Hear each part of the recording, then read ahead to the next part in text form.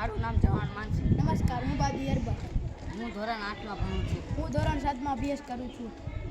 પૃથ્વીના પેટાળ ઉપર ઘણા ખનિજો આવેલા હોય છે, જેમ કે પેટ્રોલ, ડીઝલ, કોલસો, ખનિજ તેલ, સોનું વગેરે ખનિજો આવેલા હોય છે. માણસ દ્વારા ખનિજોનો ખૂબ જ ઉપયોગ થાય છે, જેથી આપણી પૃથ્વી પર ખનિજો ખૂટી રહ્યા છે. જેમ કે બળતણ, વીજળી કરવા કોલસો, વાહન ચલાવવા પેટ્રોલ, ડીઝલ વગેરે ખનિજો ખૂટી રહ્યા છે. તે પુનઃપ્રાપ્ય સ્ત્રોતો છે. હવે આપણે પુનઃપ્રાપ્ય સ્ત્રોતોનો ઉપયોગ કરવો પડશે.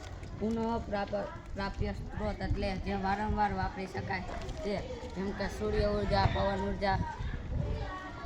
અમે આજે સૂર્ય ઉર્જાનું અને પવન ઉર્જાનું એક મોડેલ બનાવ્યું છે, જેમાં અમે સોલર ઉપર વીજળી ઉત્પન્ન કરતું સોલર રાખ્યું છે અને તેના પર વીજળી ઉત્પન્ન થાય છે. જય વિજ્ઞાન. જય વિજ્ઞાન.